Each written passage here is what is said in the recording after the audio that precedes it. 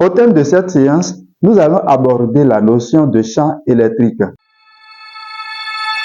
Merci d'écouter la Mine des Sciences, votre chaîne scolaire et entrepreneuriale. Dans les liens de la description de cette vidéo, nous avons prévu pour vous une série de questionnaires didactiques qui va vous aider beaucoup à pouvoir mesurer votre niveau en ce qui concerne la maîtrise de la notion de champ électrique. Un champ électrique est toute région de l'espace où une particule chargée est soumise à une force électrique généralement notée Fe. Un champ électrique uniforme est obtenu entre deux plaques métalliques planes, parallèles, séparées par un isolant et reliées aux bornes d'un générateur de tension continue. Quelles sont alors les caractéristiques d'un champ électrique? Tout d'abord, permettez-moi de représenter à main levée un champ électrique.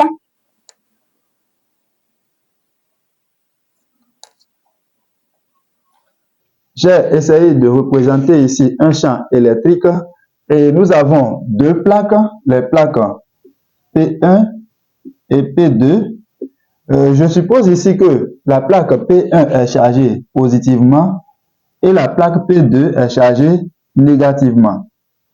Ainsi, nous allons montrer les caractéristiques du champ électrique créé à l'intérieur de ces deux plaques. Parlant des caractéristiques, nous aurons généralement l'origine du champ. Ici est tout point situé à l'intérieur de la zone délimitée par les deux plaques P1 et P2. En plus de cela, nous avons la direction.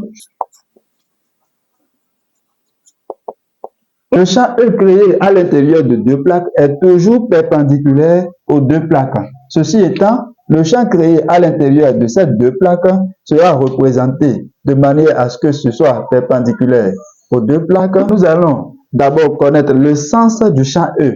Le sens, je vais l'écrire rapidement. Le champ E est toujours dirigé vers le potentiel décroissant. Ici, le potentiel qui est chargé négativement est considéré comme étant le plus faible, alors le champ E est toujours dirigé vers le potentiel décroissant. Ainsi, on aura ici E qui est dirigé du potentiel positif vers le potentiel négatif. Ça reste maintenant la norme du champ E. C'est donné généralement par la formule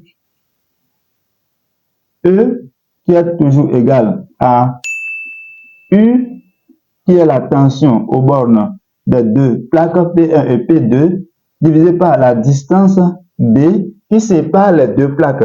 La distance D, c'est la distance qui sépare les deux plaques P1 et P2. Je vais l'écrire ici. Et U, c'est la tension aux bornes des plaques P1 et P2. Comment déterminer alors la tension aux bornes des plaques P1 et P2? U est donné par le potentiel chargé positivement moins le potentiel chargé négativement. Ici, le potentiel qui est chargé positif, ici, c'est P1, donc ça fait potentiel V P1 moins le potentiel V P2. Après les caractéristiques du champ électrique, nous allons aussi aborder les caractéristiques de la force électrique qui règne à l'intérieur de la zone délimitée par les plaques P1 et P2.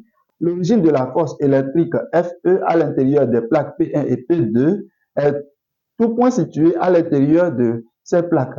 La direction, c'est aussi même direction comme le champ E, toujours perpendiculaire aux armatures ou bien aux plaques, alors que le sens, ici, il faut d'abord voir la charge Q de ces particules. Lorsque vous avez ici la charge Q qui est supérieure à 0, alors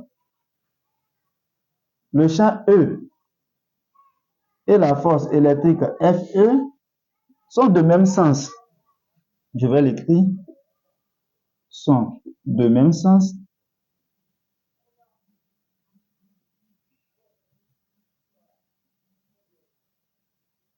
Et lorsque vous avez la charge Q qui est inférieure à 0, alors E et Fe sont de sens contraire.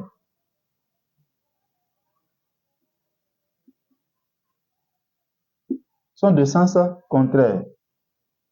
Pour ce qui concerne la norme de la force électrique, elle est donnée par l'expression Fe vecteur qui est égale à valeur absolue de la charge Q des particules qui règnent à l'intérieur de la zone délimitée par les plaques P1 et P2 fois le champ électrique E qui règne à l'intérieur de ces plaques. Comment déterminer l'équation horaire et l'équation cartésienne de ces particules? Pour cela, il faudra faire une étude dynamique.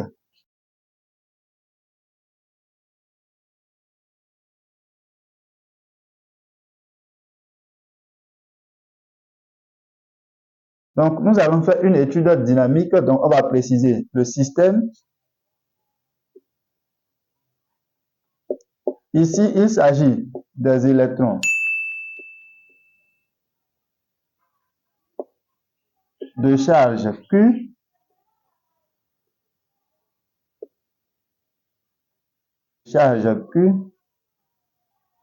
et de masse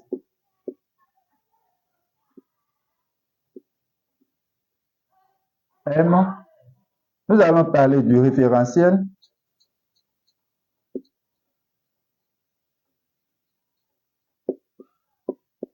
Ici, le référentiel est terrestre supposé galiléen.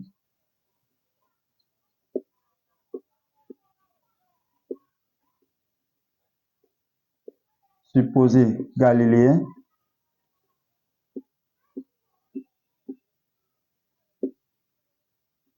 Après ça, il faudra faire le bilan des forces appliquées. Bilan des forces. À l'intérieur du champ E, les particules ou les électrons ici sont soumis à la force Fe et au poids P des électrons, de telle en sorte que le poids P est négligeable devant les forces électriques Fe. Ainsi, nous pouvons appliquer le théorème du centre d'inertie qui nous dit que la somme des forces extérieures appliquées à un solide est égale au produit de la masse de ce solide par l'accélération de son centre d'inertie. Ainsi, nous pouvons écrire ici Fe égale m fois l'accélération a.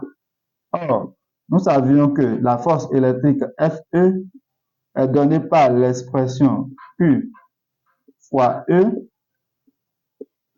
Ainsi, on aura valeur absolue de Q fois E qui est égale à m fois A.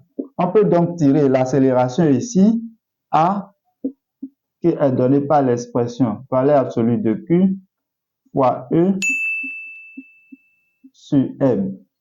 Il est très important ici d'effectuer quelques projections. Puisque nous savons que le mouvement des particules à l'intérieur d'un champ électrique est uniformément varié, alors l'équation des particules à l'intérieur de ces champs est sous la forme de X qui est égal à demi de AX T au carré plus V0X fois T plus X0. De même, on aura Y qui est égal à demi de AY T au carré plus V0Y fois T plus Y0. Ceci étant, nous allons projeter d'abord l'accélération ici. Lorsque vous voyez selon le schéma, nous avons ici le vecteur initial V0. Les électrons entrent dans ce champ avec une vitesse V0 et suivent la direction de la force électrique Fe et sortent du champ en un point S0. Alors, pour l'accélération ici est suivant uniquement l'axe Y. Ainsi, l'accélération suivant X est 0 et l'accélération suivant Y donne Q E sur M. L'accélération suivante, z égale à 0, puisque le mouvement des particules dans un champ électrique est plan. Alors, nous savions que Q est égal à moins E au niveau des électrons. Alors, nous pouvons remplacer pour la suite Q par l'expression moins E et valeur absolue de moins E qui va nous donner E. Il faut aussi projeter la vitesse V, V0. À l'origine, nous voyons que la vitesse V0 est suivant X et est donnée par V0 et la vitesse suivant Y est nulle. Donc, on a ici V suivant Y est égal à 0. Puisqu'il n'y a pas de mouvement suivant la côte, alors V suivant Z est aussi égal à 0. Il faudrait maintenant projeter la vitesse V à un instant T. Alors, le mouvement étant retenu uniformément varié, alors la vitesse est sous la forme de V qui est égale à A fois T plus V0. Ainsi, l'accélération A suivant X, V suivant X est égale à l'accélération suivant X qui est nulle fois T qui est égal aussi à 0 plus V0 X qui existe qui est égal à V0. Et la vitesse V suivant Y est donnée par l'expression l'accélération suivant Y qui est égale à E fois E sur M, le tout fois T, plus V0 suivant Y qui est égal à 0. Et suivant Z, puisqu'il n'y a pas de mouvement suivant Z, c'est égal aussi à 0. Alors, nous allons remplacer. Bon, avant de remplacer, il faut aussi connaître le x0 à l'instant t égale à 0. On a x0 égale à 0. Et puis y0 ici est égal à 0.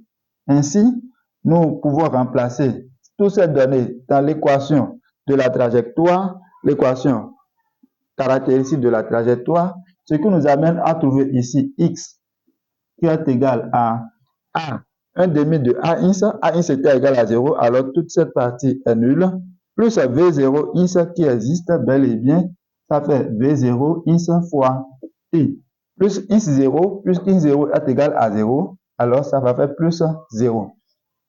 Y qui est donné par 1 demi de a ins avec a ins ici qui est égal à e fois e sur m fois t au carré plus v0y qui est égal à 0 plus y0 est égal à 0. Donc 1 et 2 représentent les équations horaires du mouvement des particules dans ce champ.